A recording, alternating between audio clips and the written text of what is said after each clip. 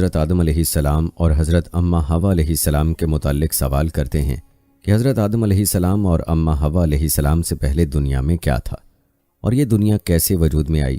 لہٰذا آج کی اس ویڈیو میں آپ کو بتائیں گے کہ حضرت آدم علیہ السلام سے بھی پہلے اس دنیا میں کون سے پیغمبر آئے تھے، یعنی حضرت آدم علیہ السلام اور اماں حوا علیہ السلام سے پہلے دنیا میں کیا تھا اور یہ دنیا کیسے وجود میں آئی، اور حضرت آدم علیہ السلام جنت سے زمین پر کہاں اترے تھے۔ یہ سب آپ کو بتائیں گے، بلکہ ویڈیو میں آپ یہ بھی جانیں گے کہ حضرت آدم علیہ السلام کی تخلیق مٹی سے کیوں ہوئی اور وہ مٹی کہاں سے لائی گئی تھی، اور حضرت آدم علیہ السلام نے دنیا میں زندگی کیسے گزاری۔ حضرت آدم علیہ السلام جنت سے کیا لے کر آئے تھے، اور اس ویڈیو کے آخر میں آپ کو یہ بھی بتائیں گے کہ حضرت آدم علیہ السلام کی وفات کب اور کیسے ہوئی۔ دوستو، سب سے پہلے یہاں یہ جان لیجئے کہ مذہبی کتب اور مختلف ماہرین اور سائنسدانوں نے تھیوریز دی ہیں جن کے مطابق زمین پر آدم علیہ السلام کو اتارنے سے پہلے شیطان کو پھینکا گیا، یعنی حضرت آدم علیہ السلام کی تخلیق کے بعد حضرت آدم علیہ السلام کو جنت میں بھیجا گیا اور فرشتوں کو انہیں سجدہ کرنے کا حکم دیا گیا، جس پر شیطان نے انکار کر دیا۔ اس وجہ سے ابلیس کو جنت سے نکال کر زمین پر پھینک دیا گیا، جہاں ہزاروں سال یہ روتا رہا، اور پھر اس نے اللہ سے قیامت تک مہلت لے کر اولاد آدم کو راہ راست سے بھٹکانے کی قسم اٹھائی۔ ابلیس چونکہ ایک جن تھا اور آگ سے بنا ہوا تھا، اس لیے قیاس کیا جاتا ہے کہ زمین پر حضرت آدم علیہ السلام سے پہلے جنات موجود تھے۔ جنات کے فتنہ و فساد کی وجہ سے اللہ کے حکم سے فرشتوں کی فوج بھیج کر ان کو ختم کیا گیا، اور بچے ہوئے جنوں کا بسیرا جزیرے اور سمندر ہو گئے۔ سائنسدانوں کا کہنا ہے کہ آدم علیہ السلام سے پہلے زمین پر ڈائنوسور آباد تھے۔ انسانوں کی آبادی کے بعد ان کی نسلیں ختم ہونے لگیں۔ کچھ ماہرین کے مطابق آدم علیہ السلام سے پہلے اس زمین پر انسانوں جیسی مخلوقات موجود تھیں جن کی کچھ باقیات اور ڈھانچے ملے ہیں، جس پر یہ خیال کیا جاتا ہے کہ آدم علیہ السلام سے پہلے بھی زمین پر انسان موجود تھے جو باقی امتوں کی طرح ختم ہو گئے یا کر دیے گئے۔ کچھ لوگوں کے مطابق زمین خلائی مخلوقات کا مرکز تھا۔ سورہ ہود کی آیت نمبر 27 میں بیان کیا گیا ہے، وہی ہے جس نے زمین اور آسمان کو 6 دن میں پیدا کیا، اور اس وقت اس کا عرش پانی پر تھا۔ اس آیت کے مطابق حضرت آدم علیہ السلام سے پہلے زمین پر صرف پانی موجود تھا، کسی بھی مخلوق کی طرف اشارہ نہیں کیا گیا۔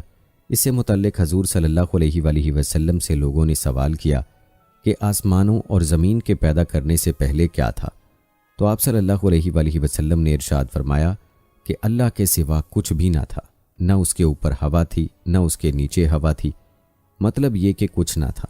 پھر اس نے پانی پر اپنا عرش پیدا کیا، گویا یہ تھی مخلوق کی ابتدا۔ بخاری شریف میں بیان ہے کہ ایک بار آپ صلی اللہ علیہ وآلہ وسلم کے پاس یمن سے ایک وفد آیا اور کہا کہ ہمیں آپ سے علم لینا ہے، آپ ہمیں بتائیں کہ اس زمین پر آدم علیہ السلام سے پہلے کیا تھا۔ آپ صلی اللہ علیہ وآلہ وسلم نے فرمایا، کچھ نہیں، صرف اللہ تھا، اور عرش پانی پر تھا، اور لوح محفوظ میں قلم سے سب لکھ کر محفوظ کر دیا گیا تھا۔ آپ صلی اللہ علیہ وآلہ وسلم فرما رہے تھے کہ بلا شبہ اللہ نے سب سے پہلے قلم کو پیدا کیا، پھر اللہ نے اس کو حکم دیا کہ لکھ، چنانچہ وہ اسی وقت چل پڑا، اور قیامت کے دن تک ہونے والی ہر چیز لکھی گئی۔ یہ اللہ تعالیٰ کا علم تھا جس کو قلم نے اس کے حکم کے مطابق لوح محفوظ پر لکھا۔ حضرت سیدنا عبداللہ بن عمر بن عاص رضی اللہ تعالیٰ عنہ روایت کرتے ہیں کہ میں نے سنا اللہ کے رسول صلی اللہ علیہ وآلہ وسلم فرما رہے تھے کہ اللہ نے آسمانوں اور زمین کی پیدائش سے 50,000 سال پہلے تمام مخلوقات کی تقدیروں کو لکھ دیا، اور اس وقت اس کا عرش پانی پر تھا۔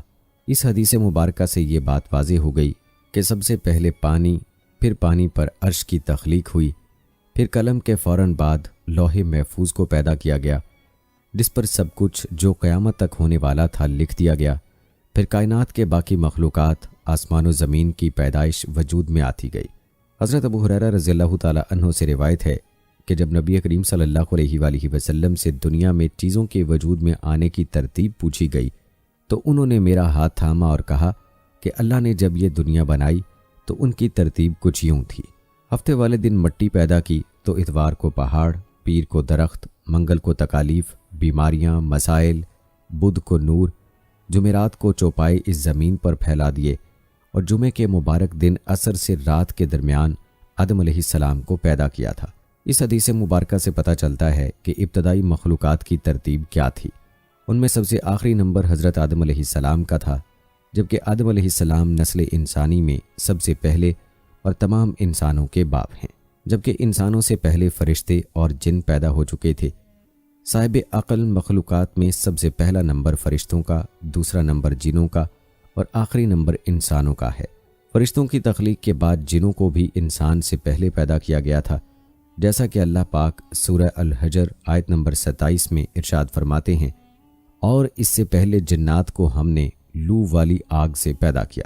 جنات کے بارے میں حضرت عبداللہ ابن عباس رضی اللہ تعالی عنہ فرماتے ہیں کہ حضرت آدم علیہ السلام کی تخلیق سے 2000 سال پہلے جنات پیدا کیے گئے۔ وہ ہماری اس زمین پر آباد تھے، مگر آہستہ آہستہ وہ فتنہ فساد میں مبتلا ہو گئے، اور وہ جب حد سے آگے بڑھ گئے اور ناحق خون بہانے لگے تو اللہ نے ان کی طرف فرشتوں کا ایک عظیم لشکر بھیجا، جس سے جنات کے زبردست مارکہ آرائی ہوئی۔ اس مارکہ آرائی میں فرشتوں نے جنات کو تہس نہس کر دیا، اور وہ پناہ لینے کے لیے سمندر کے جزیروں، جنگلات اور پہاڑوں پر چلے گئے۔ ان کو زمین کے ہر حصے سے نکال دیا گیا، چنانچہ آج تک ان کے رہنے کی جگہ یہی جزیرے، جنگلات اور پہاڑ ہیں۔ اس طرح یہ دنیا وجود میں آئی اور آدم علیہ السلام زمین پر آئے، اور اس کے بعد انسانوں کی نسلیں چلیں۔ دوستو، یہاں یہ بھی جان لیجئے کہ آدم علیہ السلام کی تخلیق مٹی سے کیوں ہوئی اور وہ مٹی کہاں سے لائی گئی۔ حضرت آدم علیہ السلام کی نہ ماں ہیں نہ باپ، بلکہ اللہ تعالیٰ نے ان کو مٹی سے بنایا ہے۔ چنانچہ روایت ہے کہ جب اللہ نے آپ کو پیدا کرنے کا ارادہ فرمایا تو حضرت اسرائیل علیہ السلام کو حکم دیا کہ زمین سے ایک مٹھی مٹی لائیں۔ اللہ کے حکم کے مطابق حضرت اسرائیل علیہ السلام نے آسمان سے اتر کر زمین سے ایک مٹھی مٹی اٹھائی تو پوری روئے زمین کی اوپری پرت چھلکے کی مانند اتر کر آپ کی مٹھی میں آ گئی، جس میں 60 رنگوں اور مختلف کیفیتوں والی مٹیاں تھیں، یعنی سفید و سیاہ اور سرخ و زرد رنگ والی، نرم و سخت، شیریں و تلخ، نمکین و پھیکی وغیرہ کیفیتوں والی مٹیاں شامل تھیں۔ پھر اس مٹی کو مختلف پانیوں سے گوندنے کا حکم فرمایا، چنانچہ ایک مدت کے بعد یہ چپکنے والی بن گئی۔ پھر ایک مدت تک یہ گوندھی گئی تو کیچڑ کی طرح بودار گارا بن گئی۔ پھر یہ خشک ہو کر کھنکھناتی اور بجتی ہوئی مٹی بن گئی۔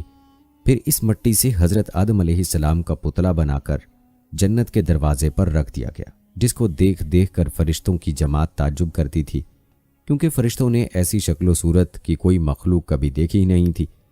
پھر اللہ تعالیٰ نے اس پتلے میں روح کو داخل ہونے کا حکم فرمایا، چنانچہ روح داخل ہو کر جب آپ کے نتنوں میں پہنچی تو آپ کو چھینک آئی، اور جب روح زبان تک پہنچ گئی تو آپ نے الحمدللہ پڑھا، اور اللہ تعالیٰ نے فرمایا یرحمک اللہ، یعنی اللہ تعالیٰ تم پر رحمت فرمائے۔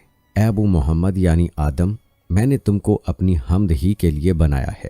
پھر رفتہ رفتہ پورے بدن میں روح پہنچ گئی اور آپ زندہ ہو کر اٹھ کھڑے ہوئے۔ اللہ تعالیٰ نے حضرت آدم علیہ السلام کو 4 عظیم شرف اور مرتبے عطا فرمائے۔ نمبر 1 اپنے ہاتھ سے پیدا فرمایا، نمبر 2 روح پھونکی، نمبر 3 فرشتوں کو سجدہ کرنے کا حکم فرمایا، نمبر 4 اشیاء کے ناموں کے علم سے سرفراز فرمایا۔ دوستوں، مذاہب کی قدیم کتابوں میں یہ بھی لکھا ہے کہ ابلیس یعنی شیطان جن تھا، اور اللہ تعالیٰ نے اس کی عبادات کے باعث اسے فرشتوں میں شامل کر لیا تھا اور اسے ان کا سردار بنا دیا تھا۔ اس کے بعد اس کی ریاضت کا سلسلہ جاری رہا۔ اس کائنات کا کوئی ایسا چپا یا کوئی ایسا ٹکڑا نہیں تھا جس پر ابلیس نے سجدہ نہ کیا ہو۔ یہ ان سجدوں، ان ریاضتوں، ان عبادات کا نتیجہ تھا کہ اللہ تعالیٰ نے ابلیس کو فرشتوں کا سردار بنایا۔ لیکن پھر شیطان غرور کا شکار ہو گیا۔ اس نے مٹی کے پتلے یعنی حضرت آدم علیہ السلام کو سجدہ کرنے سے انکار کر دیا۔ جب اللہ تعالیٰ نے آدم علیہ السلام کو بنایا، مٹی سے بنایا، تو سب کو کہا کہ ان کو سجدہ کیا جائے، لیکن ابلیس کے اندر ایک غرور تھا۔ اس نے کہا کہ میں آگ سے بنا ہوں، یہ مٹی سے بنا ہے، میں اسے کیوں سجدہ کروں؟ اس نے سجدہ کرنے سے انکار کر دیا، اور یہاں سے خیر اور شر کی طاقتوں کے درمیان جنگ کا آغاز ہو گیا۔ قدیم صحائف نے لکھا ہے کہ جب شیطان کو حضرت آدم علیہ السلام کو سجدہ کرنے کا حکم دیا گیا تو اس نے حضرت آدم علیہ السلام پر حقارت سے تھوک دیا تھا۔ شیطان کا تھوک حضرت آدم علیہ السلام کے پیٹ پر گرا تھا، اور اس کے بعد اللہ تعالیٰ نے حضرت جبرائیل علیہ السلام کو تھوک والی مٹی نکالنے کا حکم دے دیا۔ حضرت جبرائیل علیہ السلام نے یہ مٹی نکالی تو حضرت آدم علیہ السلام کے پیٹ پر ایک چھوٹا سا سوراخ بن گیا۔ یہ سوراخ ناف کی شکل میں آج بھی ہمارے پیٹ پر موجود ہے۔ اللہ تعالیٰ نے اس ناف کی مٹی سے جس پر شیطان نے تھوکا تھا اس سے کتے کو بنایا تھا۔ دوستو، کتے کی تخلیق کے متعلق دوسری روایت یہ بھی ملتی ہے کہ جب حضرت آدم علیہ السلام اور حضرت اماں حوا علیہ السلام کو اللہ تبارک و تعالیٰ نے زمین پر بھیجا تو شیطان نے زمینی درندوں کو ورغلایا کہ وہ ان دونوں کو کھا جائیں، تو تب اللہ تبارک و تعالیٰ نے کتے کو پیدا کیا، جس نے حضرت آدم علیہ السلام اور حضرت حوا علیہ السلام کی ان درندوں سے حفاظت فرمائی۔ یعنی کتے کی پیدائش حضرت آدم علیہ السلام کو زمین پر بھیجنے کے فوراً بعد اللہ تبارک و تعالیٰ نے فرمائی۔ بہرحال دوستو، ایک حدیث میں نقل کیا گیا کہ حضرت آدم علیہ السلام کا پتلا جس مٹی سے بنایا گیا، چونکہ وہ مختلف رنگوں اور مختلف کیفیتوں کی مٹیوں کا مجموعہ تھی، اس لیے آپ کی اولاد یعنی انسانوں میں مختلف رنگوں اور قسم قسم کے مزاجوں والے لوگ ہیں۔ حضرت ابو موسیٰ اشعری رضی اللہ تعالیٰ عنہ سے روایت ہے کہ نبی کریم صلی اللہ علیہ وآلہ وسلم نے ارشاد فرمایا، اللہ تعالیٰ نے حضرت آدم علیہ السلام کو ایک مٹھی خاک سے پیدا فرمایا۔ یہ مٹی تمام روئے زمین سے حاصل کی گئی تھی۔ یہی وجہ ہے کہ حضرت آدم علیہ السلام کی نسل میں مختلف رنگ و زبان کے لوگ پائے جاتے ہیں۔ حضرت آدم علیہ السلام کی کنیت ابو محمد یا ابو البشر اور آپ کا لقب خلیفۃ اللہ ہے، اور آپ سب سے پہلے اللہ تعالیٰ کے نبی ہیں۔ آپ نے 960 برس کی عمر پائی اور بوقت وفات آپ کی اولاد کی تعداد 1,00,000 ہو چکی تھی، جنہوں نے طرح طرح کی صنعتوں اور عمارتوں سے زمین کو آباد کیا۔ قرآن مجید میں بار بار اس مضمون کا بیان ہے کہ حضرت آدم علیہ السلام کی تخلیق مٹی سے ہوئی۔ چنانچہ سورہ آل عمران میں ارشاد فرمایا کہ عیسیٰ کی کہاوت اللہ کے نزدیک ایک آدم کی طرح ہے، اسے مٹی سے بنایا، پھر فرمایا ہو جا، وہ فوراً ہو جاتا ہے۔ دوسری آیت میں اس طرح فرمایا کہ بے شک ہم نے ان کو چپکتی مٹی سے بنایا، کہیں یہ فرمایا کہ اور بے شک ہم نے آدم کو بجتی ہوئی مٹی سے بنایا، جو اصل میں ایک سیاہ بودار گارا تھی۔ جب حضرت آدم علیہ السلام کو اللہ تعالیٰ نے بہشت میں رہنے کا حکم دیا تو آپ جنت میں تنہائی کی وجہ سے کچھ ملول ہوئے، تو اللہ تعالیٰ نے آپ پر نیند کا غلبہ فرمایا اور آپ گہری نیند سو گئے۔ تو نیند ہی کی حالت میں آپ کی بائیں پسلی سے اللہ تعالیٰ نے حضرت حوا علیہ السلام کو پیدا فرمایا۔ جب آپ نیند سے بیدار ہوئے تو یہ دیکھ کر حیران رہ گئے کہ ایک نہایت ہی خوبصورت اور حسین و جمیل عورت آپ کے پاس بیٹھی ہوئی ہے۔ آپ نے ان سے فرمایا کہ تم کون ہو اور کس لیے یہاں آئی ہو؟ تو حضرت حوا علیہ السلام نے جواب دیا کہ میں آپ کی بیوی ہوں، اور اللہ تعالیٰ نے مجھے اس لیے پیدا فرمایا ہے تاکہ آپ کو مجھ سے انس اور سکون قلب حاصل ہو، اور مجھے آپ سے انسیت اور تسکین ملے، اور ہم دونوں ایک دوسرے سے مل کر خوش رہیں اور پیار و محبت کے ساتھ زندگی بسر کریں، اور اللہ تعالیٰ کی نعمتوں کا شکر ادا کرتے رہیں۔ قرآن مجید میں ایک مقام پر اللہ تعالیٰ نے حضرت حوا علیہ السلام کے بارے میں ارشاد فرمایا، اور اسی میں سے اس کا جوڑا بنایا اور ان دونوں سے بہت مرد و عورت پھیلا دیے۔ حضرت آدم و حوا علیہ السلام کی تخلیق کا واقعہ مضامین قرآن مجید کے ان عجائبات میں سے ہے جس کے دامن میں بڑی بڑی عبرتوں اور نصیحتوں کے گوہر آبدار کے انبار پوشیدہ ہیں، جن میں سے چند یہ ہیں۔ اللہ تعالیٰ نے حضرت آدم علیہ السلام کو مٹی سے بنایا اور حضرت حوا علیہ السلام کو حضرت آدم علیہ السلام کی پسلی سے پیدا فرمایا۔ قرآن کے اس فرمان سے یہ حقیقت عیاں ہوتی ہے کہ اللہ پاک نے انسانوں کو 4 طریقوں سے پیدا فرمایا ہے۔ اول یہ کہ مرد و عورت دونوں کے ملاپ سے، جیسا کہ عام طور پر انسانوں کی پیدائش ہوتی ہے، چنانچہ قرآن مجید میں صاف صاف اعلان ہے کہ بے شک ہم نے آدمی کو پیدا کیا ملی ہوئی منی سے۔ دوم یہ کہ تنہا مرد سے ایک انسان پیدا ہوا، اور وہ حضرت حوا علیہ السلام ہیں کہ اللہ تعالیٰ نے ان کو حضرت آدم علیہ السلام کی بائیں پسلی سے پیدا فرما دیا۔ اور تیسرا یہ کہ تنہا ایک عورت سے ایک انسان پیدا ہوا، اور وہ حضرت عیسیٰ علیہ السلام ہیں جو کہ پاک دامن کماری بی بی مریم علیہ السلام کے شکم سے بغیر باپ کے پیدا ہوئے۔ اور چوتھا یہ کہ بغیر مرد و عورت کے بھی ایک انسان کو اللہ تعالیٰ نے پیدا فرما دیا، اور وہ انسان حضرت آدم علیہ السلام ہیں کہ اللہ تعالیٰ نے ان کو مٹی سے بنا دیا۔ ان واقعات سے چند اسباق کی طرف رہنمائی ہوتی ہے۔ نمبر 1، اللہ پاک ایسا قادر و قیوم اور خلاق ہے کہ انسانوں کو کسی خاص ایک ہی طریقے سے پیدا فرمانے کا پابند نہیں ہے، بلکہ وہ ایسی عظیم قدرت والا ہے کہ وہ جس طرح چاہے انسانوں کو پیدا فرما دے۔ چنانچہ ان 4 طریقوں سے اس نے انسانوں کو پیدا فرمایا، جو اس کی قدرت و حکمت اور اس کی عظیم الشان خلاقیت کا نشان اعظم ہے۔ سبحان اللہ! اللہ تعالیٰ کی شان خالقیت کی عظمت کا کیا کہنا، جس خلاق عالم نے کرسی و عرش اور لوح و قلم اور زمین و آسمان کو کن فرما کر موجود فرما دیا۔ اس کی قدرت کاملہ اور حکمت بالغہ کے حضور خلقت انسانی کی بھلا حقیقت و حیثیت ہی کیا ہے، لیکن اس میں کوئی شک نہیں کہ تخلیق انسان اس قادر مطلق کا وہ تخلیقی شاہکار ہے کہ کائنات عالم میں اس کی کوئی مثال نہیں۔ کیونکہ وجود انسان عالم خلق کی تمام مخلوقات کے نمونوں کا ایک جامع مرقع ہے۔ اللہ اکبر!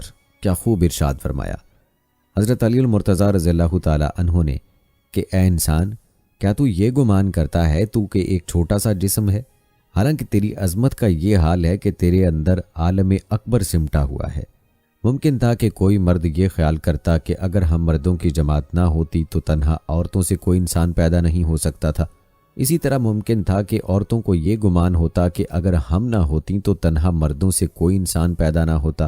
اسی طرح ممکن تھا کہ عورت و مرد دونوں مل کر یہ ناز کرتے کہ اگر ہم مردوں اور عورتوں کا وجود نہ ہوتا تو کوئی انسان پیدا نہیں ہو سکتا تھا۔ تو اللہ تعالیٰ نے چاروں طریقوں سے انسان کو پیدا فرما کر عورتوں اور مردوں دونوں کا منہ بند کر دیا کہ دیکھ لو، ہم ایسے قادر و قیوم ہیں کہ حضرت حوا علیہ السلام کو تنہا مرد یعنی حضرت آدم علیہ السلام کی پسلی سے پیدا فرما دیا۔ لہٰذا اے عورتوں، تم یہ گمان مت رکھو کہ اگر عورتیں نہ ہوتیں تو کوئی انسان پیدا نہ ہوتا۔ اسی طرح حضرت عیسیٰ علیہ السلام کو تنہا عورت کے شکم سے بغیر مرد کے پیدا فرما کر مردوں کو تنبیہ فرما دی کہ اے مردو، تم یہ ناز نہ کرو کہ اگر تم نہ ہوتے تو انسانوں کی پیدائش نہیں ہو سکتی تھی۔ دیکھ لو، ہم نے حضرت عیسیٰ علیہ السلام کو تنہا عورت کے شکم سے بغیر مرد کے پیدا فرما دیا، اور حضرت آدم علیہ السلام کو بغیر مرد و عورت کے مٹی سے پیدا فرما کر عورتوں اور مردوں کا منہ بند فرما دیا کہ اے عورتوں اور مردوں، تم کبھی بھی اپنے دل میں خیال نہ لانا کہ اگر ہم دونوں نہ ہوتے تو انسانوں کی جماعت پیدا نہیں ہو سکتی تھی۔ دیکھ لو، حضرت آدم علیہ السلام کے نہ باپ ہیں نہ ماں، بلکہ ہم نے ان کو مٹی سے پیدا فرما دیا۔ سبحان اللہ! سچ فرمایا اللہ نے کہ اللہ ہر چیز کا بنانے والا ہے اور وہ اکیلا سب پر غالب ہے، اور جس کو چاہے اور جیسے چاہے اور جب چاہے پیدا فرما دیتا ہے۔ اس کے افعال اور اس کی قدرت کسی اسباب و علل اور کسی خاص طور طریقوں کی بندشوں کی محتاج نہیں ہے۔ چنانچہ قرآن مجید میں ارشاد ہے کہ وہ جو چاہتا ہے کرتا ہے۔ ایک اور جگہ فرمایا جس چیز اور جس کام کا وہ ارادہ فرماتا ہے اس کو کر ڈالتا ہے، نہ کوئی اس کی مشیت و ارادے میں دخل اندازی ہو سکتی ہے، نہ کسی کو اس کے کسی کام میں چوں چراں کی مجال ہو سکتی ہے۔ اب یہاں دوستو یہ بھی جان لیجئے کہ حضرت آدم علیہ السلام کو پیدا ہوئے کتنے سال گزر چکے ہیں۔ حضرت آدم علیہ السلام اور حضرت محمد صلی اللہ علیہ وآلہ وسلم کے بیچ کا وقفہ کیا تھا؟ حضرت نوح علیہ السلام اور حضرت موسیٰ علیہ السلام کے درمیان وقفہ کیا تھا؟ تو دوستو یہ بات نہ قرآن میں موجود ہے اور نہ ہی کسی صحیح حدیث سے ثابت ہے۔ البتہ اس بارے میں بعض تاریخی روایات ملتی ہیں۔ چنانچہ امام ابن عساکر رحمۃ اللہ علیہ نے دنیا کی مجمل تاریخ اس طرح لکھی ہے کہ حضرت آدم علیہ السلام اور حضرت نوح علیہ السلام کے درمیان 1200 برس کا فاصلہ ہے، اور حضرت نوح علیہ السلام سے حضرت ابراہیم علیہ السلام کے درمیان 1142 سال کا فاصلہ ہے، اور حضرت ابراہیم علیہ السلام سے حضرت موسیٰ علیہ السلام تک 565 برس کا فاصلہ ہے، اور حضرت موسیٰ علیہ السلام سے حضرت داؤد علیہ السلام تک 569 برس، اور حضرت داؤد علیہ السلام سے حضرت عیسیٰ علیہ السلام کے درمیان 1356 برس، اور حضرت عیسیٰ علیہ السلام سے خاتم الانبیاء حضرت محمد مصطفیٰ صلی اللہ علیہ وآلہ وسلم تک 600 برس کا فاصلہ ہے۔ جہاں تک ان انبیاء کی حیات رہنے کا تعلق ہے تو حضرت آدم علیہ السلام 960 برس، حضرت نوح علیہ السلام 950 برس، حضرت ابراہیم علیہ السلام 200 برس، حضرت داؤد علیہ السلام 100 برس، حضرت عیسیٰ علیہ السلام 33 برس، اور آپ صلی اللہ علیہ وآلہ وسلم 63 برس تک باقاعدہ حیات رہے۔ لہٰذا اس حساب کے مطابق حضرت آدم علیہ السلام کے دنیا میں تشریف لانے سے لے کر اب تک تقریباً 9288 سال گزر چکے ہیں۔ آپ صلی اللہ علیہ وآلہ وسلم اور حضرت آدم علیہ السلام کے بیچ کا درمیانی وقفہ تقریباً 6835 سال ہے، اور حضرت نوح علیہ السلام اور حضرت موسیٰ علیہ السلام کے درمیان کا وقفہ 1907 سال ہے۔ دوستو یہاں یہ بھی جان لیجئے کہ حضرت آدم علیہ السلام جنت سے کہاں اترے تھے۔ اس بارے میں تفسیر در منشور میں ہے کہ حضرت آدم علیہ السلام مکہ اور طائف کے درمیان میں موجود دجنہ نامی علاقے میں اترے تھے۔ بعض کا کہنا ہے کہ حضرت آدم علیہ السلام صفا پہاڑی پر اترے تھے۔ حکم الہی میں کوتاہی کی وجہ سے حضرت آدم علیہ السلام کے جنت سے نکلنے کا وقت آیا، تب آپ علیہ السلام نے حضرت حوا علیہ السلام کا ہاتھ تھم کر کہا، چلو اب غربت اور بے کسی کا وقت آن پہنچا۔ اس وقت حضرت جبرائیل علیہ السلام نے آ کر کہا کہ تم دونوں الگ ہو جاؤ، کیونکہ یہی اللہ تعالیٰ کا حکم ہے کہ تم دونوں کو دنیا میں مختلف مقامات پر اتارنا ہے۔ یہ سنتے ہی حضرت آدم علیہ السلام نے حضرت حوا علیہ السلام کا ہاتھ چھوڑ دیا۔ پھر حضرت آدم علیہ السلام کو سرندیپ جو کہ سری لنکا میں ہے اور حضرت حوا علیہ السلام کو جدہ کے قریب اتارا گیا، اور شیطان کو حضرت آدم علیہ السلام اور حضرت حوا علیہ السلام کے اتارنے سے پہلے ہی ایلا میں اتار دیا گیا تھا۔ اس وقت کے اعتبار سے جدہ اور سرندیپ کے درمیان تقریباً 2100 میل کا فاصلہ تھا۔ حضرت آدم علیہ السلام کی جنتی زبان عربی تھی، لیکن وہ ان کو بھلا دی گئی۔ اس کے عوض آپ علیہ السلام کو سریانی زبان عطا کی گئی۔ بعد ازاں جب آپ کی توبہ قبول کر لی گئی تو پھر عربی زبان عطا کر دی گئی۔ پھر جب آدم علیہ السلام حکم الہی پر حج کے لیے تشریف لے گئے تو آپ علیہ السلام کی ملاقات مزدلفہ کے مقام پر اماں حوا سے ہوئی۔ اس وجہ سے مزدلفہ کے معنی قربت والی جگہ بنتا ہے۔ جدہ سعودی عرب کا سب سے بڑا شہر ہے۔ حضرت عبداللہ بن عمر رضی اللہ تعالیٰ عنہ فرماتے ہیں، اللہ تعالیٰ نے حضرت آدم علیہ السلام کو ہندوستان میں اتارا، پھر آپ علیہ السلام مکہ تشریف لے گئے، وہاں سے شام تشریف لے گئے اور وہیں انتقال ہوا۔ اسی طرح رسول اللہ صلی اللہ علیہ وآلہ وسلم نے ارشاد فرمایا، حضرت آدم علیہ السلام ہندوستان میں اترے تھے۔ ابن عساکر نے ایک روایت نقل کی ہے، حضرت آدم علیہ السلام جب زمین پر بھیجے گئے تو انہیں ہندوستان میں اتارا گیا۔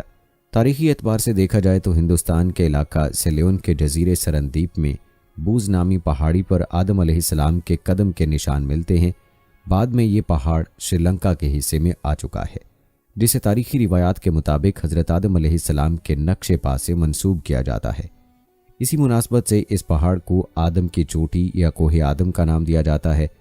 اس پہاڑ کو سرندیپ بھی کہا جاتا ہے۔ کوہ آدم کی پہاڑی سری لنکا کی دوسری بڑی چوٹی ہے۔ 7300 فٹ بلند یہ چوٹی سری لنکا کے دارالحکومت کولمبو سے 220 کلومیٹر کے فاصلے پر ہے۔ سری لنکا کے ضلع رتنا پور میں واقع اس چوٹی تک پہنچنے کے لیے کولمبو سے کینڈی اور پھر ڈلہوزی آنا پڑتا ہے۔ ڈلہوزی شہر کے قریب سے یہ پہاڑی شروع ہوتی ہے۔ کوہ آدم پر چڑھنے کے لیے موزوں وقت رات کا ہے۔ رات کو 11-12 بجے کے درمیان سیاحوں کی اکثریت سفر شروع کرتی ہے۔ پہاڑ کی چوٹی تک پہنچنے کے لیے تقریباً 4.5 گھنٹے مسلسل سفر کرنا پڑتا ہے۔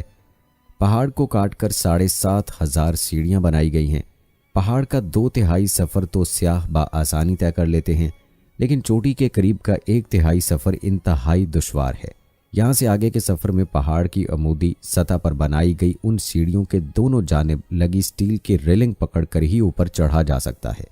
کوہ آدم کی چوٹی پر نقش پا آدم کو ڈھانپ کر محفوظ کر دیا گیا ہے۔ وقفے سے اسے عام زیارت کے لیے کھولا جاتا ہے۔ زائرین کی بڑی تعداد بت مت کے مقررہ اصولوں کی پاسداری کرتے ہوئے زیارت کرتی ہے۔ یہ نقش ایک سخت سیاہ پتھر میں ہے۔ اس گڑھے میں دائیں پاؤں کا نقش ہے جو تقریباً 5 فٹ لمبا اور 2 فٹ چوڑا ہے۔ اس پاؤں کے نقش کی لمبائی اور چوڑائی سے کسی بھی انسان کے جسم کا قد کا اندازہ 35 فٹ لگایا گیا ہے۔ کوہ آدم پر واقع نقش پا کے مقام تک پہنچنے کے لیے کئی آرام گاہیں بنائی گئی ہیں۔ پہاڑ کی بلندی سے دریا کا منظر بھی انتہائی خوبصورت ہے۔ طلوع آفتاب کا منظر تابناک، سورج کی کرنوں میں آسمان کے بدلتے رنگ انتہائی خوشکن نظر آتے ہیں۔ زائرین اپنے اپنے عقیدے کے مطابق فجر اور طلوع آفتاب کے وقت یہاں عبادت کرتے ہیں۔ بدھ مت کے پیروکار طلوع آفتاب کے وقت سادو کا ورد کرتے ہیں۔ مسلمانوں کے نزدیک یہ نقش پا حضرت آدم علیہ السلام کا ہے۔ بدھ مت کے مطابق یہ نشان بدھا کا ہے اور ہندوؤں کے دھرم کے مطابق یہ نقش شیوا جی کا ہے۔ بدھ مذہب کی سب سے پرانی کتاب مہاونس میں بھی اس قدم کا ذکر ہے۔ اپریل کے مہینے میں زائرین کی بڑی تعداد یہاں آتی ہے۔ مقامی زبان میں اس پہاڑی کو سریپاڈا کہا جاتا ہے۔ تاریخی حوالے بتاتے ہیں کہ سکندر اعظم اور ابن بطوطہ نے بھی زیارت کے لیے یہاں کا سفر کیا۔ ابن بطوطہ نے اپنے سفر نامے میں اس کا ذکر انتہائی دلچسپ پیرائے میں کیا ہے۔ اس کا بیان ہے کہ میں نے جزیرہ سیلان یعنی سری لنکا آنے کے بعد سیلان کے راجا سے کہا کہ میں قدم شریف کی زیارت کرنا چاہتا ہوں۔ سری لنکا کے راجا حکمران نے میرے سفر کا اہتمام کیا۔ سیلان میں آدم کو بابا اور ہوا کو ماما کہتے ہیں۔ راجا نے مجھے ایک ڈولا دیا اور کئی غلام دیے جو مجھے ڈولے میں بٹھا کر لے گئے۔ راجا نے 4 جوگی بھی میرے ساتھ کر دیے۔ یہ جوگی راستے سے خوب واقف تھے۔ اس کے علاوہ 3 برہمن اور 10 اہلکاروں کے علاوہ 15 آدمی بھی میرا سامان اٹھانے کے لیے ساتھ کر دیے۔ پانی اس راستے میں بکثرت ہے۔ پہلے دن ہم ایک دریا پر پہنچے اور بید کی چھڑیوں سے بنی ہوئی کشتی میں اس دریا کو عبور کیا۔ وہاں سے ہم منار منڈلی پہنچے۔ وہاں ایک غار ہے جس کو غار نارنج کہتے ہیں اور ایک دوسرا غار ہے اس کو راجا کا غار کہتے ہیں۔ اس کے پاس پہاڑ کا دروازہ ہے جس کو جبل سرندیب کہتے ہیں۔ جب ہم وہاں پر گئے تو بادل ہم سے نیچے تھے۔ ابن بطوطہ کے مطابق کوہ آدم تک رسائی کے لیے زائر جس راستے سے گزر کر چوٹی تک پہنچتا ہے، اسی راستے میں ایسے خوشنما درخت ملتے ہیں جن کے پتے کبھی نہیں جھڑتے۔ پہاڑی سرخ گلاب کا پھول ہتھیلی کے برابر ہوتا ہے۔ لوگوں کا گمان ہے کہ اس پھول میں اللہ اور محمد صلی اللہ علیہ وآلہ وسلم کا نام قلم و قدرت سے لکھا ہوا ہوتا ہے۔ اس کے پاس پہاڑ کا دروازہ ہے جس کو جبل سرندیب کہتے ہیں۔ یہ پہاڑ دنیا کے بلند پہاڑوں میں سے ہے۔ اس پہاڑ کے ذریعے قدم تک جانے کے دو راستے ہیں، ایک کو بابا کا راستہ کہتے ہیں اور دوسرے کو ماما کا، یعنی آدم و حوا کے راستے۔ ماما کا راستہ آسان ہے، اس راستے سے زائرین واپس آتے ہیں، اور اگر کوئی ماما کے راستے سے جائے تو سمجھتے ہیں کہ اس نے زیارت ہی نہیں کی۔ بابا کا راستہ بڑا دشوار گزار ہے اور اس پر چڑھنا نہایت مشکل ہے۔ اس خطرناک ڈھلوان دار راستے پر زائرین کی سہولت کے لیے پہاڑ تراش کر سیڑھیاں کھدوائی گئی ہیں۔ ان سیڑھیوں پر چڑھنے والوں کو گرنے سے بچانے کے لیے لوہے کی میخیں گاڑ کر زنجیریں لٹکائی گئی ہیں۔ یہ 10 زنجیریں ہیں۔ 10ویں زنجیر کو زنجیر شہادت کہتے ہیں۔ اس زنجیر کے پاس جب مسافر پہنچتا ہے اور وہ پہاڑ سے نیچے کی طرف دیکھتا ہے تو اس کے ہوش اڑ جاتے ہیں۔ اس زنجیر کے پاس ہی ایک غار ہے جسے سکندر اعظم کی غار سے منسوب کیا جاتا ہے۔ اس غار کے ساتھ ایک چشمہ بھی ہے۔ اس چشمے میں مچھلیاں بکثرت ہیں، لیکن ان کو پکڑنا آسان نہیں۔ چشمے سے 7 میل کے فاصلے پر غار خضر ہے۔ یہ غار حضرت خضر علیہ السلام سے منسوب ہے۔ اس غار سے 2 میل اوپر قدم کا نشان ہے۔ یہ قدم بابا آدم کے پاؤں کا نقش بتایا جاتا ہے۔ یہ نقش ایک سخت سیاہ پتھر میں ہے۔ ابن بطوطہ کے مطابق کوہ آدم کی چوٹی تک پہنچنے کے لیے 9 میل چڑھائی چڑھنی پڑتی ہے۔ 6 میل چڑھائی کے بعد اصلی چوٹی نظر نہیں آتی۔ یہاں زمین اور سمندر کا نظارہ قابل دید ہے۔ ابن بطوطہ کے مطابق یہاں اہل چین بھی زیارت کے لیے آتے ہیں۔ یہاں کے لوگوں کا کہنا ہے چین کے زائرین پاؤں کے انگوٹھے کے نشان کا پتھر توڑ کر لے گئے اور اسے چین کے شہر زیتون کے ایک مندر میں جا رکھا۔ اس نقش کی زیارت کے لیے اہل چین اس مندر میں آتے ہیں۔ قدم کے پاس پتھر میں 9 گڑھے کھدے ہوئے ہیں۔ ہندو زائر اس میں سونا، یاقوت اور موتی اور دوسرے جواہر ڈال دیتے ہیں۔ یہاں کے باشندوں میں یہ مشہور ہے کہ ہر ایک شخص کو قدم کی لمبائی اس کے ایمان کے مطابق نظر آتی ہے۔ ابو زید حسن شیرانی نے اس کی لمبائی 70 ہاتھ لکھی ہے۔ بدھ مذہب کے پیرو کہتے ہیں کہ بدھا اسی پہاڑ سے آسمان پر چڑھے۔ قرآن مجید یا حدیث میں اس قدم کی بابت کوئی سند نہیں ہے۔ مورخ لکھتے ہیں کہ حضرت آدم علیہ السلام سرندیپ میں ایک پہاڑ پر جس کو نوو کہتے ہیں اتارے گئے، اما ہوا جدہ میں، سانپ سمنان میں اور شیطان اسفہان میں۔ یہ جگہ اب بدھ مذہب کے پیروکاروں کے زیر انتظام ہے۔ بدھ مت ماننے والے اسے سری پد یعنی قدم شریف کہتے ہیں۔ یہاں آپ کو یہ بھی بتا دیں کہ جب حضرت آدم علیہ السلام زمین پر اترے تو حضرت آدم علیہ السلام کا پہلا کھانا اور لباس کیا تھا؟ تو دوستو، روایت میں یوں بیان ہوا ہے کہ حضرت آدم علیہ السلام 100 سال یا 60 سال جنت میں رہے۔ اس عرصے میں دونوں پر جنت کے کسی بھی حصے میں جانے پر پابندی نہ تھی سوائے شجر ممنوعہ کے۔ شیطان اب ان دونوں کا کھلا دشمن تھا اور اپنی سزا کا بدلہ لینے کے لیے بے قرار بھی۔ اس کی شدید خواہش تھی کہ یہ اللہ کے حکم کی خلاف ورزی کریں۔ پھر شیطان نے ان دونوں کے دلوں میں وسوسہ ڈالا تاکہ ان کی شرمگاہیں جو ایک دوسرے سے پوشیدہ تھیں بے پردہ ہو جائیں۔ اس نے انہیں کہا، تمہارے رب نے تم دونوں کو اس درخت سے اس لیے منع فرمایا کہ کہیں یہ پھل کھا کر تم دونوں فرشتے نہ ہو جاؤ یا کہیں ہمیشہ زندے رہنے والوں میں سے نہ ہو جاؤ۔ شیطان کی ان باتوں نے حضرت حوا علیہ السلام کو سوچنے پر مجبور کر دیا، اور پھر شیطان کے مسلسل اور تواتر کے ساتھ سازشیں رنگ لائیں اور اس نے حضرت حوا علیہ السلام کو پھل کھانے پر راضی کر لیا۔ ایک دن حضرت حوا علیہ السلام نے حضرت آدم علیہ السلام سے کہا کہ ہم اس شجر ممنوعہ کا ذرا سا حصہ کھا کر تو دیکھیں، آخر وہ کیا راز ہے جو اللہ نے اسے کھانے سے منع فرمایا ہے۔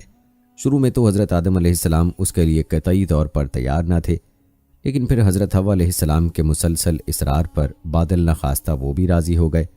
ابھی ان دونوں نے پھل کو پورے طور پر چکھا بھی نہ تھا کہ ان کی سترگاہیں ایک دوسرے پر عیاں ہو گئیں، جس پر دونوں بدحواسی اور پریشانی میں جنت کے درختوں کے پتے توڑ توڑ کر اپنا بدن چھپانے لگے۔ اللہ نے دونوں کو پکارا اور فرمایا، کیا میں نے تم کو منع نہیں کیا تھا کہ اس درخت کا پھل نہ کھانا اور شیطان کے ورغلانے میں نہ آنا؟ یہ تمہارا کھلا دشمن ہے۔ دونوں نے جب اللہ کی پکار سنی تو مارے خوف الہی کے کانپ اٹھے۔ نہایت لاچارگی اور عاجزی سے اپنی خطا پر نادم و شرمندہ ہوتے ہوئے بارگاہ خداوندی میں عرض کیا، اے ہمارے رب، ہم دونوں سے بہت بڑی غلطی ہو گئی ہے، اب اگر آپ نے ہم پر رحم و کرم نہ کیا اور معاف نہ فرمایا تو ہم تباہ و برباد ہو جائیں گے۔ اللہ تعالیٰ نے فرمایا کہ اب تم دونوں ایک خاص مدت تک زمین پر ہی رہو گے جہاں تم ایک دوسرے کے دشمن ہوگے، اور وہاں ہی مرنا ہے اور اسی میں سے پھر پیدا ہونا ہے۔ تو دونوں کو زمین کی طرف روانہ کر دیا گیا۔ روایت میں ہے کہ حضرت آدم علیہ السلام کو ہند، حضرت حوا علیہ السلام کو جدہ اور ابلیس کو بصرہ سے چند میل کے فاصلے پر دمستیمان کے مقام پر اتارا گیا۔ حضرت صدی رحمۃ اللہ علیہ فرماتے ہیں کہ جب حضرت آدم علیہ السلام جنت سے ہند میں اترے تو ان کے پاس حجر اسود تھا اور جنت کے درختوں کے پتوں کی ایک مٹھی بھی تھی۔ پھر حضرت آدم علیہ السلام نے ان پتوں کو زمین پر پھیلا دیا اور یہ خوشبودار درخت ان پتوں ہی کی پیداوار ہیں۔ حضرت آدم علیہ السلام زمین پر آنے کے بعد نہایت شرمسار اور افسردہ تھے۔ پھر حضرت حوا علیہ السلام سے علیحدگی نے بھی سخت پریشانی میں مبتلا کر دیا تھا۔ روایت میں ہے کہ آپ ایک طویل عرصے تک اللہ کے حضور گڑ گڑاتے، فریاد کرتے اور آنسو بہاتے رہے، یہاں تک کہ اللہ تعالیٰ کو ان کی اس گریہ ازاری پر رحم آ گیا۔ اور پھر ایک دن حضرت جبرائیل علیہ السلام نے حضرت آدم علیہ السلام کے پاس آ کر انہیں اللہ کی جانب سے معافی کی نوید سنائی۔ حضرت آدم علیہ السلام خوشی سے سرشار بارگاہ خداوندی میں سربسجود ہو کر شکر بجا لائے۔ پھر حضرت جبرائیل علیہ السلام انہیں لے کر مکہ آئے، جہاں حضرت آدم علیہ السلام نے کعبہ شریف کی بنیاد رکھی اور حجر اسود کو کعبہ کی دیوار پر نصب فرمایا۔ پھر اس کے گرد طواف کیا۔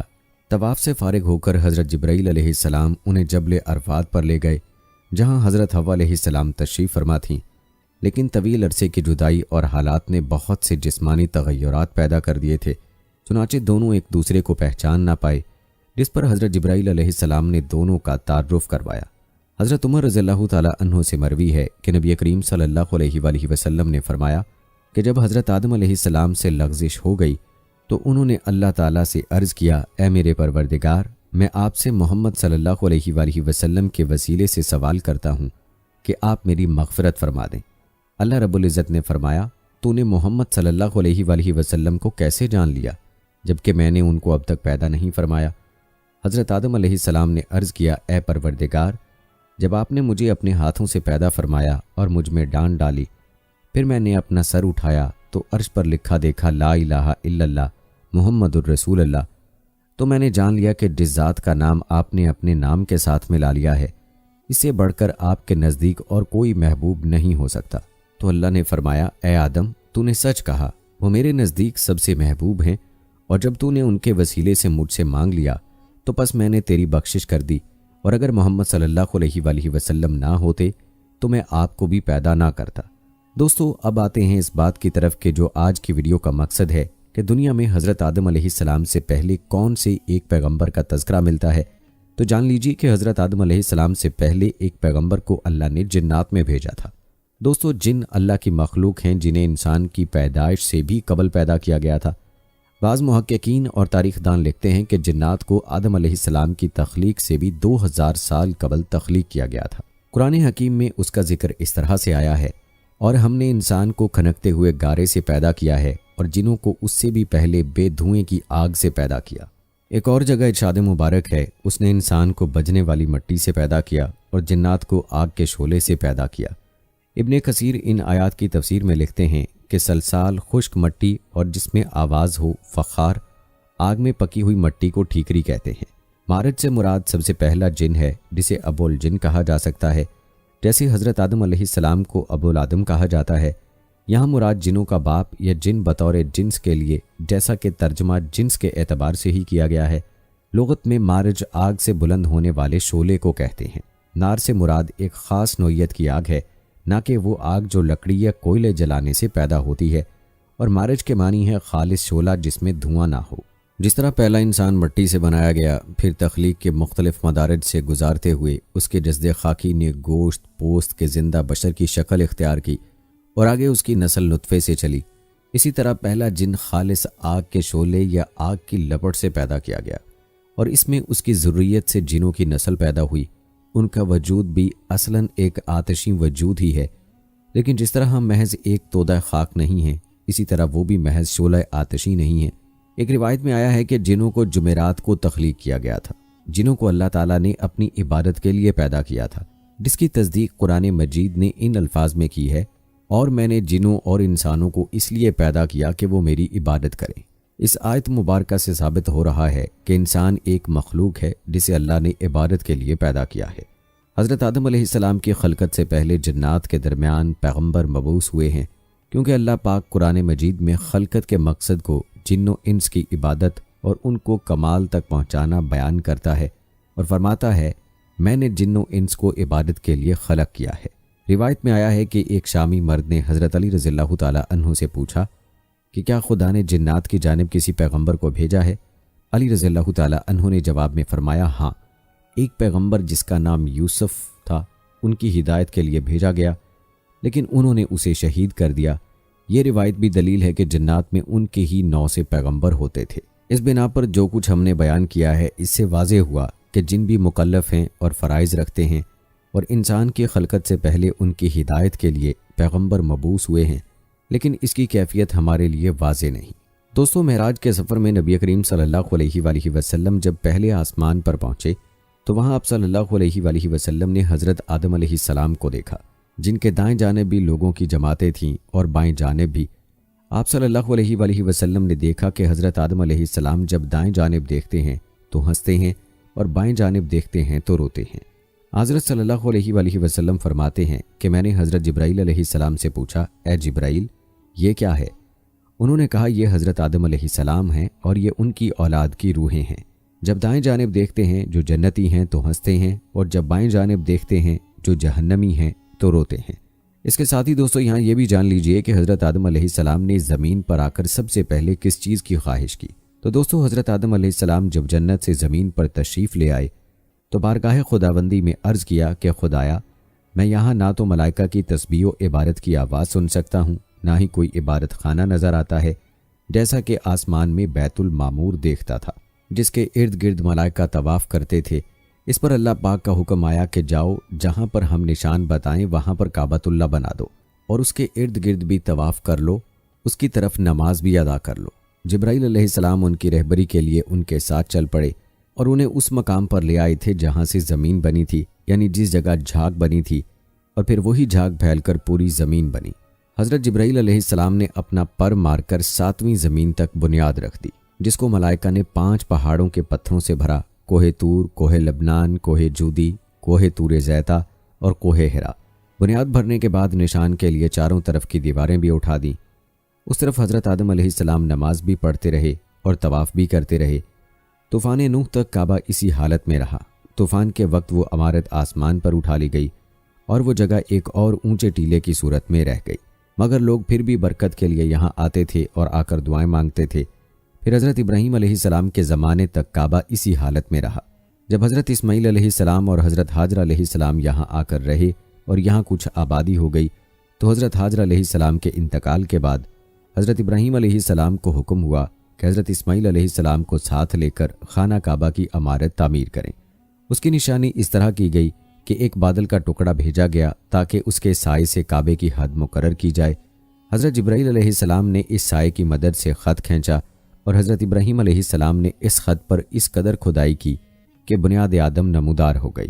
پھر اس پر عمارت بنائی۔ اس کی بلندی 9 ہاتھ تھی اور رکن اسود سے رکن شامی تک دیوار کی لمبائی 33 ہاتھ، اور رکن شامی سے رکن غربی تک 22 ہاتھ، اور رکن غربی سے رکن یمانی تک، اور رکن یمانی سے رکن اسود تک 20 ہاتھ تھی۔ اسی طرح خانہ کعبہ کی عمارت مستطیل کی شکل میں بنی۔ حضرت ابراہیم علیہ السلام نے خانہ کعبہ کے اندر ایک تغار سا بنایا تاکہ کعبہ کے لیے جو نذرانے اور تحفے آئیں وہ اس میں رکھے جا سکیں۔ اس کے دروازے 2 تھے، ایک داخل ہونے کے لیے اور ایک نکلنے کے لیے۔ کعبہ بنانے والے حضرت ابراہیم علیہ السلام تھے اور ان کو گارا اور پتھر اٹھا کر دینے والے حضرت اسماعیل علیہ السلام تھے۔ اس دفعہ اس کی تعمیر کے لیے 3 پہاڑوں کے پتھر لائے گئے۔ بعد میں اس عمارت میں کچھ تبدیلیاں بھی کی گئیں۔ اس کی اونچائی مزید بڑھائی گئی، دروازہ بھی 2 کی بجائے 1 کیا گیا۔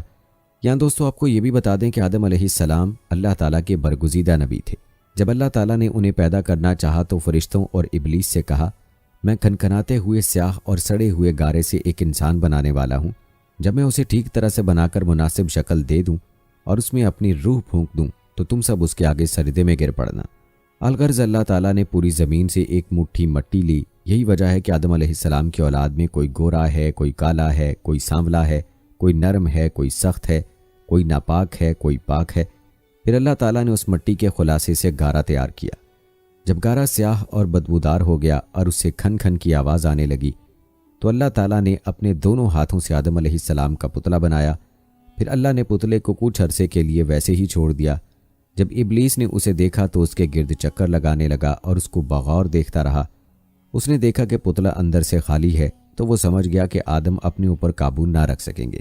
پھر اللہ تعالیٰ نے جمعے کے دن عصر کے بعد اس پتلے کو زندہ انسان بن جانے کا حکم دیا۔ حکم سنتے ہی وہ پتلا زندہ انسان بن گیا۔ جب اللہ تعالیٰ نے آدم علیہ السلام کو پیدا کیا اور ان کے جسم میں روح پھونکی تو انہیں چھینک آئی۔ انہوں نے اللہ کے حکم سے الحمدللہ کہا۔ اللہ تعالیٰ نے فرمایا یرحمک اللہ، اللہ تم پر رحم کرے۔ پھر اللہ تعالیٰ نے ان سے فرمایا جاؤ ان فرشتوں کو سلام کرو اور سنو وہ کیا کہتے ہیں، جو کچھ وہ کہیں وہی تمہارا اور تمہاری ذریت کا سلام ہوگا۔ آدم علیہ السلام ان کے پاس گئے اور ان سے کہا السلام علیکم۔ فرشتوں نے جواب دیا وعلیکم السلام ورحمۃ اللہ وبرکاتہ۔ جب اللہ تعالیٰ نے آدم علیہ السلام کو پیدا کیا تو تمام فرشتے اللہ کے حکم کے مطابق آدم علیہ السلام کے سامنے سجدے میں گر پڑے، لیکن ابلیس نے تکبر کیا اور سجدہ کرنے سے صاف انکار کر دیا اور کہنے لگا میں اس سے بہتر ہوں، مجھے تو نے آگ سے پیدا کیا اور آدم کو مٹی سے پیدا کیا۔ ابلیس جنات میں سے ہے۔ اللہ تعالیٰ کا فرمان ہے الا الابلیس کان من الجن، مگر ابلیس جنات میں سے تھا۔ دوسری بات یہ ہے کہ نبی کریم صلی اللہ علیہ وآلہ وسلم کا فرمان ہے کہ ابلیس آگ سے پیدا ہوا اور فرشتے نور سے پیدا ہوئے۔ تیسری بات یہ ہے کہ ابلیس کی اولاد ہے جبکہ فرشتوں میں تناسل کا سلسلہ نہیں ہے۔ اسی طرح ابلیس نے اللہ تعالیٰ کی نافرمانی کی، تکبر کیا، جبکہ ملائکہ اللہ تعالیٰ کی ایسی مکرم مخلوق ہے کہ اللہ کے احکام کی نافرمانی نہیں کرتی۔ اگر یہ کہا جائے کہ شیطان جب فرشتوں میں نہیں تو اسے سجدہ کرنے کا حکم کیوں دیا گیا؟ جواب یہ ہے کہ اسے اپنے علم، اجتہاد اور عبادت کی وجہ سے آسمان میں ایک بلند مقام حاصل تھا۔ پھر اللہ تعالیٰ نے آدم علیہ السلام کی پیٹھ پر مسح کیا۔ مسح کرتے ہی ہر روح جوان کی اولاد میں قیامت تک پیدا ہونے والی تھی نکل پڑی۔ پھر ان روحوں کو آدم علیہ السلام کے سامنے پیش کیا۔ آدم علیہ السلام نے کہا اے میرے رب، یہ کون لوگ ہیں؟ اللہ تعالیٰ نے فرمایا یہ تمہاری اولاد ہے۔ آدم علیہ السلام نے ان میں سے ایک شخص کو دیکھا، ان کو اس کی آنکھوں کے درمیان جو نور تھا وہ بہت پسند آیا۔ کہنے لگے اے میرے رب یہ کون ہے؟ اللہ تعالیٰ نے فرمایا یہ تمہاری اولاد کی آخری جماعتوں میں سے ایک شخص ہے جس کا نام داؤد ہے۔ آدم علیہ السلام نے پوچھا اے میرے رب تو نے اس کی عمر کتنی رکھی ہے؟ اللہ نے فرمایا 60 سال۔ آدم علیہ السلام نے عرض کیا اے میرے رب میری عمر سے اس کی عمر میں 40 سال بڑھا دے۔ پس اللہ تعالیٰ نے ایسا کر دیا اور اس پر گواہ بھی ٹھہرا دیا۔ پھر جب آدم علیہ السلام کی عمر مکمل ہو گئی تو اللہ نے ان کی طرف ملک الموت کو بھیجا۔ تو آدم علیہ السلام نے کہا کہ کیا میری عمر سے ابھی 40 سال باقی نہیں ہے؟ ملک الموت نے کہا کہ کیا آپ نے یہ 40 سال اپنے بیٹے داؤد علیہ السلام کو ہبہ نہیں کیے تھے؟ آدم علیہ السلام نے انکار کر دیا، لہٰذا آپ کی اولاد بھی انکاری ہے، اور آدم علیہ السلام بھول گئے، لہٰذا آپ کی اولاد بھی نسیان کا شکار ہو گئی۔ اسی طرح اللہ تعالیٰ نے آدم علیہ السلام کی پشت سے نکلنے والی اولاد سے میدان عرفات میں عہد لیا۔ اللہ تعالیٰ نے جتنی مخلوق پیدا کرنی تھی ان کو آدم علیہ السلام کے آگے چیونٹیوں کی طرح پھیلا دیا، پھر ان سے بالمشافہ گفتگو فرمائی۔ اس کے بعد اللہ تعالیٰ نے آدم علیہ السلام کی پسلی سے ان کی بیوی کو پیدا کیا تاکہ آدم ان سے سکون حاصل کریں۔ پھر اللہ نے انہیں جنت میں رہنے کا حکم دیا۔ آدم علیہ السلام جمعے کے دن جنت میں داخل ہوئے۔ اللہ تعالیٰ نے آدم علیہ السلام سے فرمایا تم اپنی بیوی کے ساتھ اس جنت میں رہو اور جہاں سے چاہو خوب کھاؤ پیو، لیکن اس درخت کے قریب بھی نہ جانا ورنہ تم نقصان اٹھاؤ گے، اور یہ ابلیس تمہارا اور تمہاری بیوی کا دشمن ہے، اس سے ہوشیار رہنا، کہیں ایسا نہ ہو کہ یہ تمہیں جنت سے نکلوا دے۔ الغرض یہاں تم بڑے عیش و آرام سے رہو گے۔ آدم علیہ السلام اور ان کی زوجہ جنت میں بڑے آرام سے رہ رہے تھے، لیکن ابلیس ان کے پیچھے لگا ہوا تھا۔ اس نے آدم علیہ السلام سے کہا اے آدم، میں تمہیں ایسا درخت نہ بتاؤں کہ جس کو کھا کر تم کو ایسی سلطنت مل جائے جس میں کبھی ذوف نہ آنے پائے؟ اور ایک دن ان سے کہنے لگا تمہارے رب نے جو تمہیں اس درخت سے منع کیا ہے صرف اس لیے کہ کہیں تم فرشتے نہ بن جاؤ اور ہمیشہ زندہ رہو، اور پھر قسم کھا کر کہا میں تم دونوں کا خیر خواہ ہوں۔ الغرض اللہ تعالیٰ نے جو عہد آدم علیہ السلام سے لیا تھا، آدم علیہ السلام اسے بھول گئے اور ابلیس نے بالآخر ان کو ورغلا ہی دیا۔ آدم علیہ السلام کی زوجہ مطہرہ سیدہ حوا علیہ السلام نے پہلے درخت سے کھایا اور آدم علیہ السلام کو ترغیب دی، بالآخر دونوں نے درخت سے کھا لیا۔ اسی لیے نبی کریم صلی اللہ علیہ وآلہ وسلم نے فرمایا، اگر ہوا نہ ہوتی تو کوئی عورت اپنے خاوند کے ساتھ خیانت نہ کرتی۔ درخت سے کھانا ہی تھا کہ ان کی شرمگاہیں ایک دوسرے کے سامنے ظاہر ہو گئیں۔ یہ دیکھ کر انہوں نے جنت کے پتے اپنے اوپر چپکانے شروع کر دیے۔ اللہ تعالیٰ نے انہیں پکار کر فرمایا، کیا میں نے تم دونوں کو اس درخت کے کھانے سے منع نہیں کیا تھا؟ اور میں نے تم سے نہیں کہا تھا کہ شیطان تم دونوں کا کھلا دشمن ہے، اس سے ہوشیار رہنا؟ اللہ تعالیٰ نے آدم علیہ السلام کو طویل القامت پیدا کیا تھا، سر میں بال گھنے تھے۔ جب انہوں نے اس درخت سے کھا لیا تو ان کا لباس علیحدہ ہو گیا، ان کا سطر نظر آنے لگا۔ وہ بھاگے تو ایک درخت نے ان کے بال پکڑ لیے، وہ اس سے جھگڑنے لگے۔ اللہ تعالیٰ نے فرمایا، اے آدم، مجھ سے بھاگتے ہو؟ آدم علیہ السلام نے عرض کیا، تجھ سے شرم آتی ہے اس نافرمانی کی وجہ سے۔ اللہ تعالیٰ نے فرمایا، تم یہاں سے اتر کر نیچے چلے جاؤ، اب تمہیں کچھ عرصے کے لیے زمین پر رہنا ہے اور وہیں فائدہ اٹھانا ہے۔ پھر اللہ تعالیٰ نے جمعہ ہی کے دن انہیں زمین پر اترنے کا حکم دیا اور اسی دن وہ زمین پر اتار دیے گئے۔ اللہ تعالیٰ نے اس درخت کا تعین نہیں کیا جسے آدم علیہ السلام کو منع کیا گیا تھا، اور تعین میں ہمارے لیے کوئی فائدہ نہیں ہے۔ اگر ہوتا تو اللہ تعالیٰ ہمارے لیے ضرور بیان فرما دیتا، اور قرآن کی تفسیر کرنے والے کے لیے ضروری ہے کہ وہ قرآن کے مبہم مقامات کا تعین اس وقت تک نہ کرے جب تک رسول اللہ صلی اللہ علیہ وآلہ وسلم کی صحیح صریح حدیث نہ مل جائے۔ آدم علیہ السلام کتنی مدت جنت میں رہے اور ان کی اولاد جنت میں ہوئی یا نہیں، ان کے متعلق صحیح معلومات ثابت نہیں ہیں۔ آدم علیہ السلام کی اولاد میں شادی کا طریقہ تاریخ میں نقل ہے کہ حوا علیہ السلام کے ہاں ہر حمل سے ایک لڑکا اور ایک لڑکی پیدا ہوتے تھے۔ ایک حمل سے پیدا ہونے والا لڑکا دوسرے حمل سے پیدا ہونے والی لڑکی سے شادی کرتا تھا۔ حدیث میں ہے کہ قیامت کے دن جب لوگ جنت کے قریب ہو جائیں گے تو آدم علیہ السلام کے پاس آئیں گے، کہیں گے، اے ہمارے باپ، ہمارے لیے جنت کو کھلوا دو۔ تو آدم علیہ السلام کہیں گے کہ تم کو اس جنت سے صرف تمہارے باپ کی غلطی نے نکالا تھا۔ آدم علیہ السلام اپنی زوجہ کے ساتھ زمین پر آ گئے۔ اللہ تعالیٰ نے دعائیہ کلمات سکھائے، ان دونوں نے ان دعائیہ کلمات کے ساتھ اللہ تعالیٰ سے معافی مانگی۔ اللہ تعالیٰ نے جمعہ کے روز ان کی توبہ قبول فرمائی۔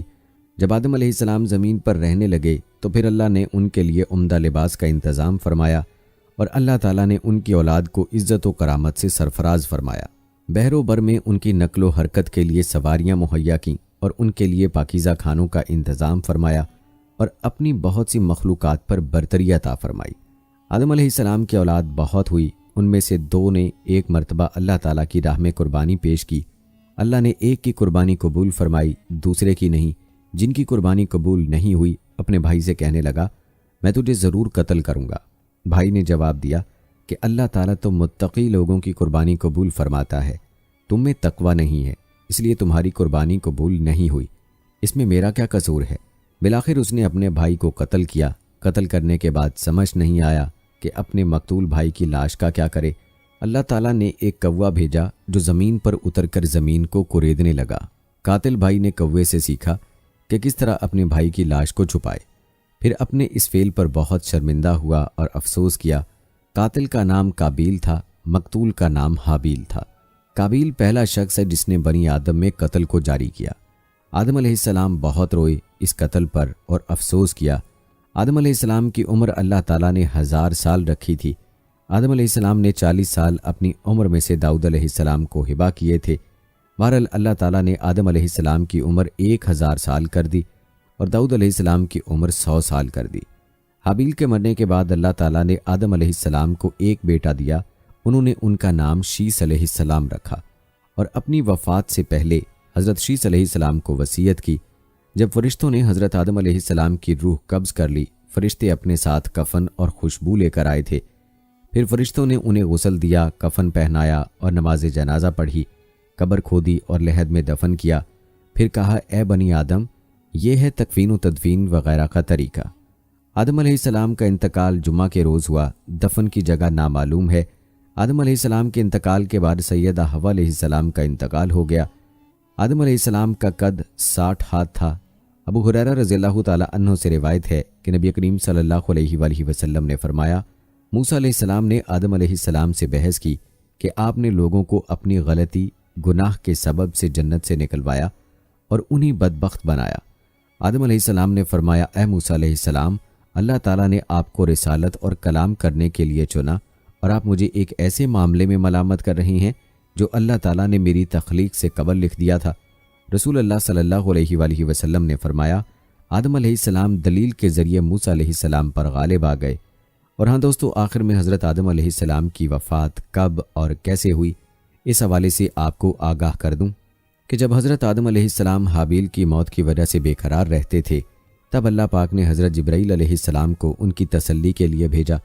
انہوں نے حضرت آدم علیہ السلام کو باحکم خداوندی بتایا، اللہ ان کو ایک فرزند عنایت کرے گا جس کی نسل سے پیغمبر پیدا ہوں گے، حضرت شیس علیہ السلام۔ چنانچہ حابیل کے مرنے کے 5 سال بعد حضرت آدم علیہ السلام کے ہاں فرزند پیدا ہوا جس کا نام شیس رکھا۔